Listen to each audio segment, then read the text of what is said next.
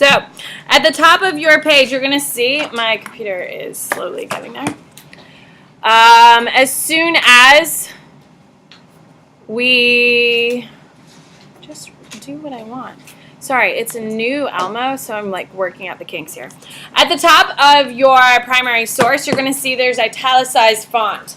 Now, primary sources, every week there will be an assignment that we do for primary source. You will literally have a document that says primary source. You will see primary sources on your tests every single week. Typically, they make up about a third of your test will be primary source questions. They give you a source. You have 5 options. They ask you a question. You have 5 choices about what it is. We do one in class every single week. You will always see them on the weekly tests. You will also have a document-based question on your exam, which you get 7 to 9 primary sources that you have to read them, analyze them, group them, and shape an argument using those documents as evidence. On your AP exam, you have 55 multiple choice questions. About 70% of those questions are going to be based on a primary source. Do you need to know how to analyze a primary source in order to be successful in AP World? Yeah, you do. Starting like on your first test of in week 3, starting every single day. When we do them, every Monday is primary source day. With that being said, how I start off doing primary sources is in a large group structure. You need to hear what I am thinking while I'm looking at a primary source, correct? I'm going to be going through it with you. We're going to be talking about it, and I'm just going to call on you and say, hey, what do you think this is? Why do you think this is important? Now, doing large group primary sources, it's easy for you to kind of like fade off in the background. Can we agree? Because I'm sitting here, and yes, I'm going to be calling, but it's easy for you to kind of tune me out.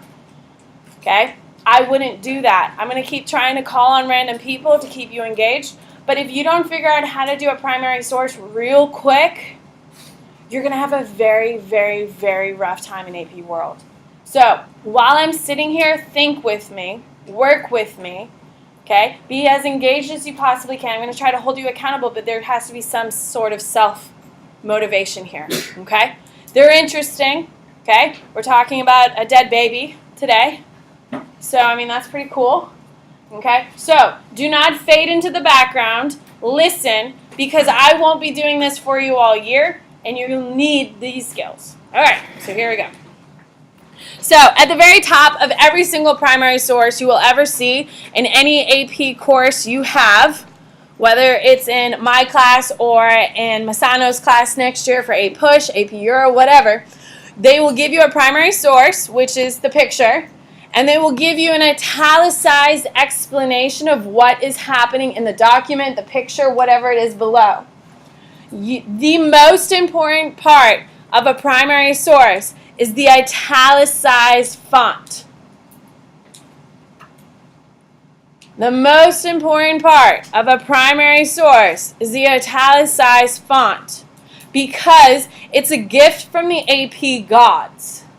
They are literally narrowing you down and telling you tons of information that if they didn't tell you, there's not a shot in hell you'd understand the primary, and there's not a shot in hell you're going to actually know what you're looking at. You need to read it. You need to be thoughtful by your analysis of what you were reading. Is everyone clear on that? There's no way you're going to understand the primary without looking at it. Now, while you go through both the italicized and the primary source, you need to be making quick notes. Okay? I'm going to model what you should be doing as a student. You need to write down what I write down. Is everyone clear? So if I'm writing it down, you write down. Essentially with a primary source, they're an easy 10 points. If you come to class, you work with me, you answer my questions, you get 10 free points. Sound good? All right, here we go. So this infant burial from, a Neolithic settlement in Turkey that was occupied continuously for 2,500 years between 8,000 and 6,400 BCE. Okay? Key word here is Neolithic. What does that tell us? What does Neolithic mean? What does it mean, Catherine? They're an agricultural society. They are agriculture. Okay, so there is agriculture here. Okay, it's been occupied. The infant was between 6 months and 1 year old. Okay, so we know that it's a young child. And the burial demonstrates great care. The infant was placed in a fetal position facing south. Why would they include the information facing south? It means something. No, they're not going to tell you something if it means absolutely nothing. So, why would they point the baby facing south? You can raise your hand because I'm trying to get your names. Why would they face the baby facing south? Think about it. What do you got, Matthew? It could be related to religious practice. Religious practice? Ooh, I like. So we're going to write religious with a question mark at the end. Okay. What else could it be? If it's not a religious practice, it's probably a, starts with a C, cultural. Maybe it's a cultural thing. We don't know. Okay? But these are the types of things you have to be thinking of as you go through. And rested on a reed mat or basket. Reed mat or basket. Okay? Does that show care or does that show disregard? Care, absolutely. Okay, if they're using reed, mats, or a basket, what else does that tell you? They have access to it, which means they must be near what? Where do reeds grow, ladies and gentlemen? Water. So they're near water. Okay, red oak tree, oh sure, a mineral powder has been used to decorate the body. Why? What does this tell us? Why? What is happening here? They use a powder to cover the body. Why would one do that? I put powder on my body today. You're welcome. It's called makeup. Okay? Why? Why do people put powder on their bodies here? Georgia? Okay, preserve. I don't know. In 2017, I know my skin's going to fall off and rot. So I'm assuming back then they understood that about burial. What do you got, Jackson? Okay, cultural, afterlife maybe. Okay, maybe that is their cultural dress. Maybe they put red on their skin every single day. Maybe that's their beauty symbol, is having the red on their flesh. Maybe it is, the traditional religious practice for the death. You cover them. So cultural practice or religious. Okay, we're not quite sure. 2 anklets made of bone beads were placed around the infant's feet, and large bead bracelets made of bone and colored stone, and blue, black, and white encircle the infant's wrists. Okay, so we've got bead bracelets. We've got a bunch of them, some made out of bone and some made out of stone. Okay, why would someone do that? Who can raise your hand and tell me why would someone do that? What do you got, Sophia? Like to decorate the body for afterwards. Okay, decorate. Okay, what else does that show us? What else does that show us, Timmy? Maybe it displays wealth. Well, absolutely. I mean, do you have bone bracelets on you right now, Timmy? Maybe your parents didn't love you enough to get them for you. Or maybe they showed you their love in another culturally appropriate way when you were a baby to decorate you, correct? Absolutely. These are all the different things. So maybe it's a sign of wealth. Okay? The bead artifacts were probably too large to have been worn while the baby was alive, so they may have been burial offerings. What are burial offerings? You can raise your hand and tell me what's a burial offering. What do you got, Trey? Things that they'll put with or on the body to give to the gods or whatever. Okay. Here in 2017, do we do burial offerings? Kind of we do. So I'm born and raised from Massachusetts, by the way. Red Sox fan, Patriots fan, obviously. Dynasty. It's fine. Anyway, with that being said, my grandfather was laid to rest in this massive Catholic ceremony wearing a Red Sox jersey. There was like 600 people at his funeral. Had flowers. The Archbishop for our diocese came to do his funeral service. He was a large purveyor to the church. And he is going to meet his maker in a Red Sox jersey, by the way. Okay? Now, in his casket, he obviously was rocking his red shirt, his Red Sox jersey. We also had a couple of his favorite things that he had throughout his life, including his little handheld radio. that he used to listen to the games on, and he always fixed it so he could listen to the Red Sox game, even though, towards the end of his life he had the TV and it was fine, but he always had it with him.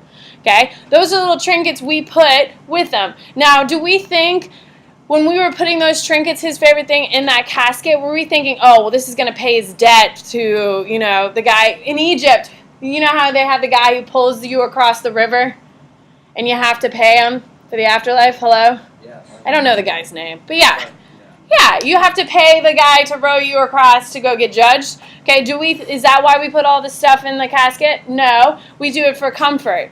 Historically, if depending on your religion, you have to pay certain fees, stuff like that. That's how offerings typically work, whether it's for comfort or whether it's to pay the price for the gods or admission. So when we talk about burial offerings and they're giving beads, what does that tell us about beads? They're either for comfort or for what? Or wealth. They're comfort or wealth, either or. Okay? All right. So, I think you can agree we wouldn't have known about the reed mats. We wouldn't have known about the bracelets, even though you can kind of see them now in the picture, without going through the italicized font. Would you agree? We wouldn't have known they're from a Neolithic settlement unless we read. Incredibly important. You need to understand it. Now, looking at the picture below, okay, what do you see that kind of stands out? Bones. It's definitely a baby. How are the bones shaped, though? They're in what position? Fetal. So they're in the fetal position. Okay. What does that tell you about the people who put the baby in this grave? Why would they put him in fetal position? Think about it. Why would the parents, whoever, put the baby in fetal position? Why, Abby? Because, he's a baby and they want to, keep him that way. Okay, keep him that way. Okay, this is how babies lie and sleep, correct? So it's comfort. It's all comfort.